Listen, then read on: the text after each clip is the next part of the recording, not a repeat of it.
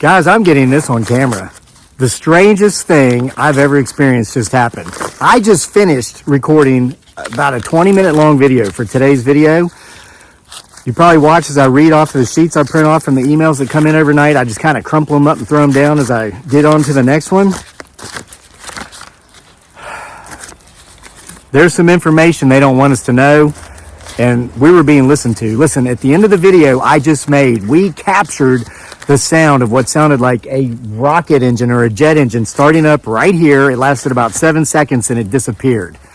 We caught it on film as I was ending the video about some disastrous effects this fog and everything's having on people. So I stopped the phone and I go to transfer the video to the Movie Maker software on here that I can then upload to YouTube, and the video is non-existent. It is non-existent. It's as if I never made it. But I clearly was watching. I watched the counter up here so I know how long I've rambled for. I know about 20 minutes is a pretty good length of time for my audience. If I go any longer than that, y'all lose interest. If it's any shorter than that, you don't think it's worth showing up for. So I stopped it. It was at like 20 minutes and 22 seconds, and then it wasn't there. It wasn't there at all. So I literally am making this entire video over again. My camera's counting. It's at like a minute and 33 right now. This is strange. And it's because I shared some informant information at the end that I think they don't want us to know. So here we go. Take two. Take two, folks. All right, so listen. You'll remember in yesterday's video, we got an email from a lady named Lori who said that her and her husband witnessed some oddly flying blackbirds in an odd location. This was in Tennessee. Blackbirds typically do not migrate, so they shouldn't be seen flocking and migrating. But they saw this, okay? Got another email from Lori. Listen, pay attention, folks. This is serious stuff. Lori writes, "Thanks for sharing my story, Kevin. Yes, I'm the one that doesn't trust what the government is saying or yet not saying. I don't think any of us trust them, Lori, especially after what just happened with this video. I have a critical update since I wrote to you last, and again, you can use this and my name on your channel.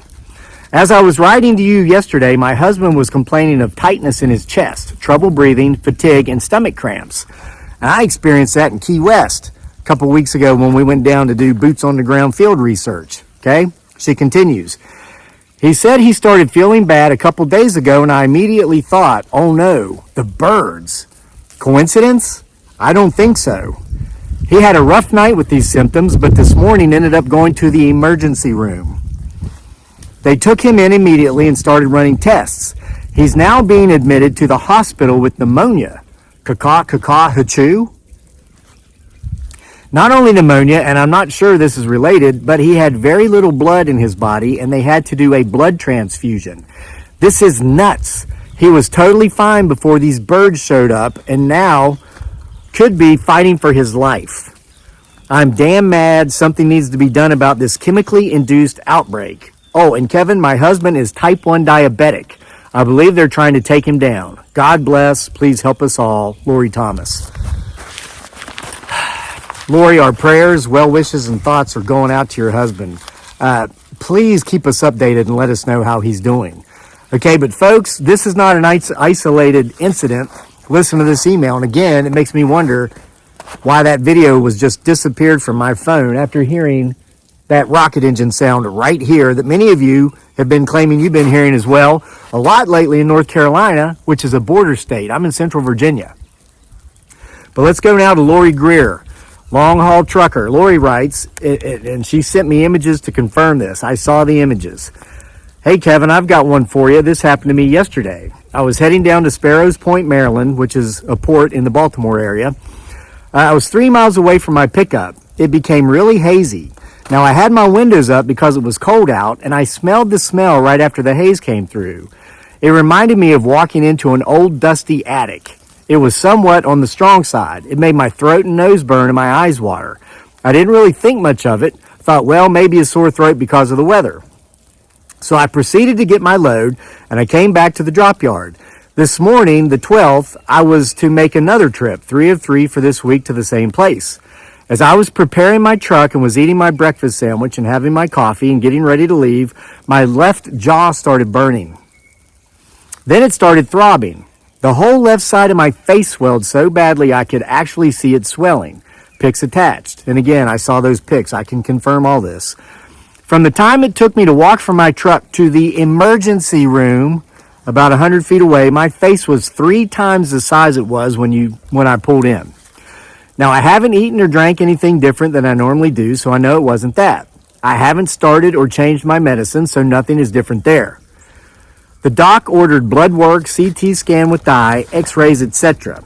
CT showed fluid and a white substance all around my jaw and neck. He said it appears to be an infection. Now, prior to all this, I hadn't had a fever, earache, sore throat, or anything indicative of an infection. Then after the haze and that smell, my face swelled. It's painful to the touch and hot. Now, this evening, it is even worse. It has my neck hurting and across my shoulder. Please let me know if anyone else says this happened to them this week. You may share if you would like. It's okay to use my name. Lori, I'm going to point this out, as I already did in take 1 of this video that disappeared. You'll remember, folks, I came out yesterday and I made the video from a different location. I wanted to give you the backdrop of the entire property because it was absolutely beautiful, covered in snow. However, the skies were covered in that fog. Well, after I got into the house, my entire upper left gum from my furthest back molar all the way to my canine tooth hurt. It throbbed. It was swollen. Felt like I had gingivitis. I've never had it, but I would imagine that's what it feels like. I am extremely particular about my oral care. I get dental work when I need it. I've had some done recently in the last year. I don't need any done now. I brush my teeth probably 4 or 5 times a day. I couldn't explain it. Never thought of it until I got these emails this morning. And when I woke up this morning, I was perfectly fine. There's no pain whatsoever. And we don't have that fog out here today that we had yesterday. Folks, I'm telling you, if you see this stuff, you've got to stay inside. Now, this comes as a comment from the channel, and I actually captured this comment from yesterday's video yesterday, so it's ironic we received those emails overnight that we have. Listen to this one from JJ Wideawake 9397. If that's you here on YouTube, shout out, okay? They write, I have not had a flu or a cold for about 40 years. So think about it. The last time this person was ill, Ronald Reagan was president. The Berlin Wall was still up. Okay? They continue. I just don't get sick. Until 4 days ago when I got so sick I couldn't get out of bed. I was dizzy, aching from head to toe, horrific headaches, went through a large box of Kleenex, couldn't eat, sweating, my lungs hurt like pneumonia. All I could do was drink water for 4 days. I live in I live in Nebraska. Okay, yes, we had a few days of fog. The 4th day and I was still feeling like crap. I believe it was the fog. The first time a couple weeks ago, I had a raspy voice, sore throat, and a headache for several days. I'm worried about my 5 horses and what this fog will do to them. Stay safe out there. Folks, this is serious business. Healthy people who are fit, take care of horses, haven't been ill since the Reagan days, now being exposed to this fog and are falling ill. This is from Jerry, who had a similar experience after being exposed to whatever it is that's going on out there. Jerry writes, I recently found your channel and immediately subscribed. Thank you for allowing people to share their stories without judgment. You are welcome to share and use only the name Jerry. I had to leave for an appointment this morning and I had already been awake for hours. I felt fine until I walked outside. My eyes began to water some, but I thought nothing of it.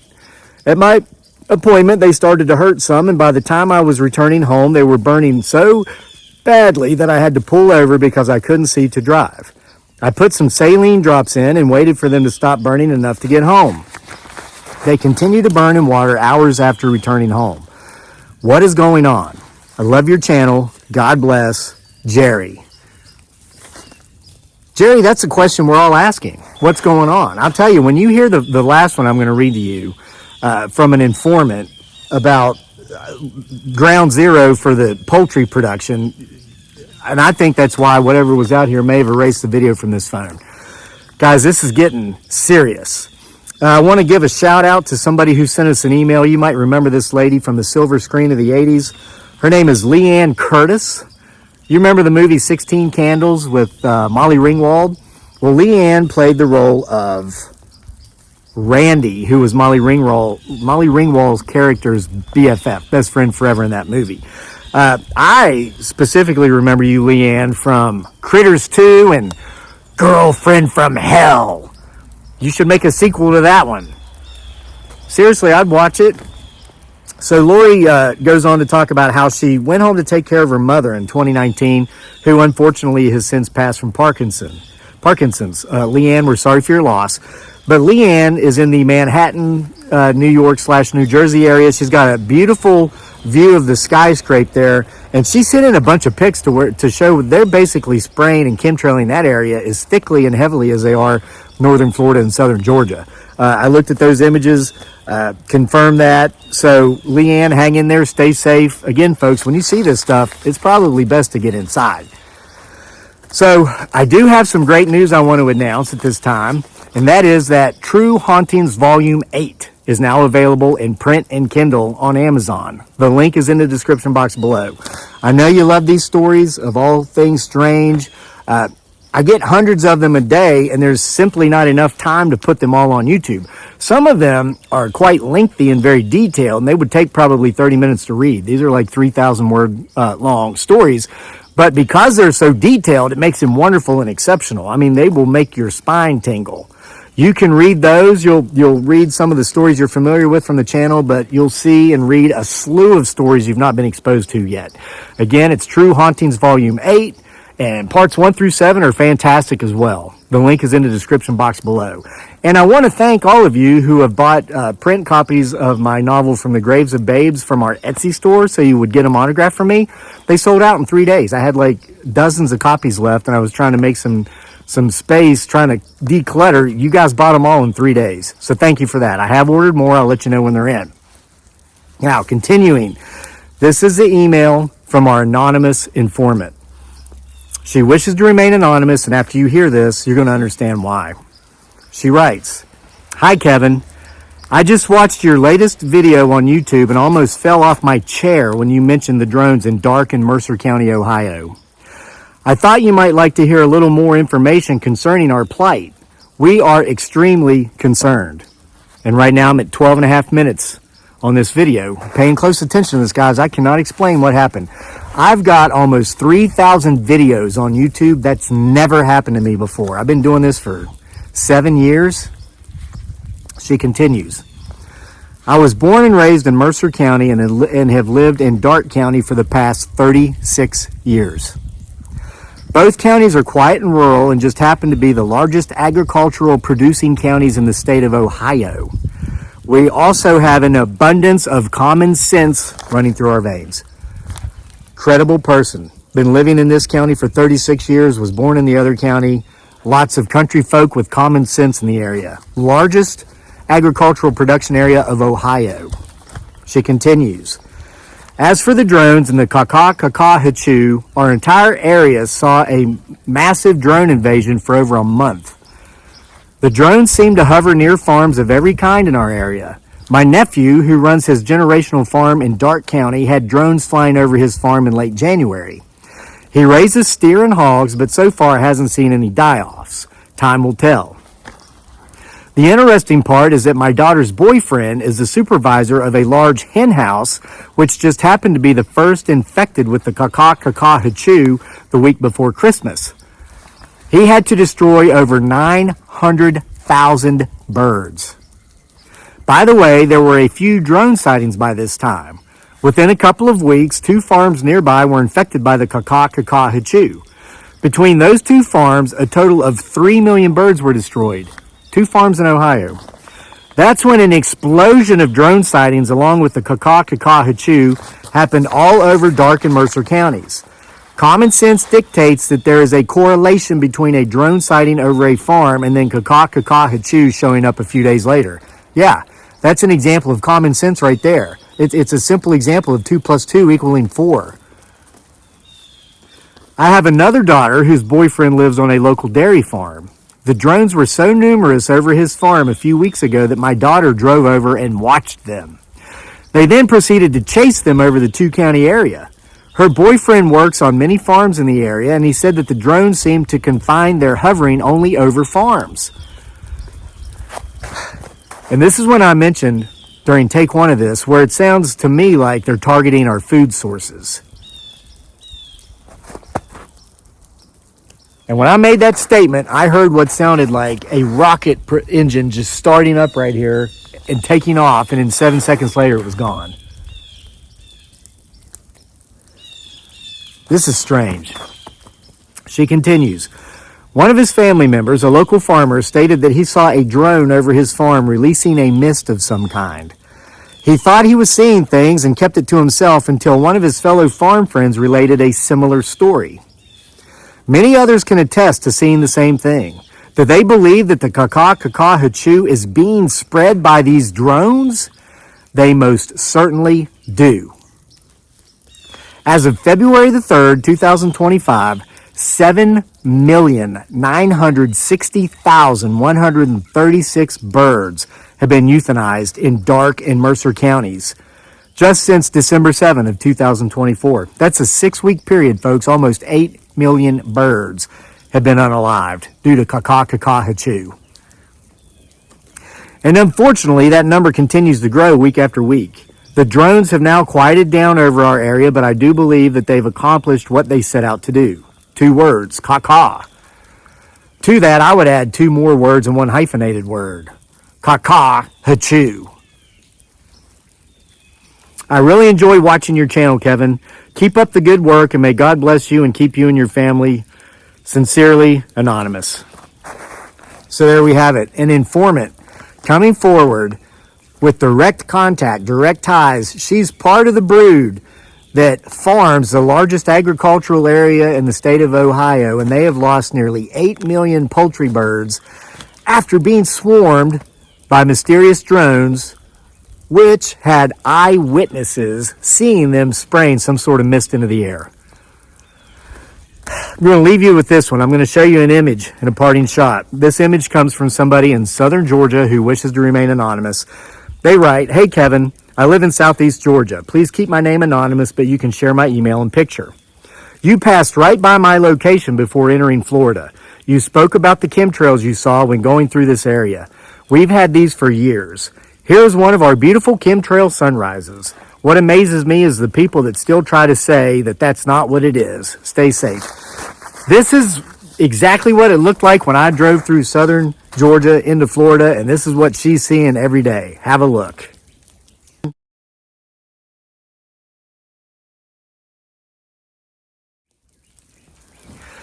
So there you have it, folks. We have reached a new crescendo.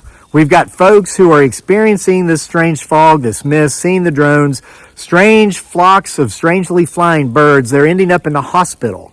Long-haul trucker, who has been a regular contributor to this channel over the last few months, going to the ER with her face swollen. Myself experiencing gum pain yesterday after being exposed to the fog. Jerry's eyes burning so bad they wouldn't stop watering. He couldn't even drive, had to pull off the road, or she, if Jerry's a lady. Folks, it doesn't make sense. It all adds up to complete chaos. And why aren't we getting any answers from our powers that be, from our leaders? No clue. Continue to send us your stories. The email address is crazylake@mail.com. If you wish to remain anonymous, let us know that. We will not mention your name. If you don't mind your name being mentioned, let us know that as well. Give us permission to share your stories.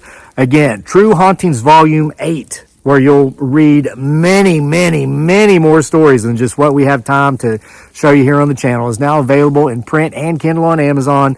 The link is in the description box below. Folks, I don't care how long it takes.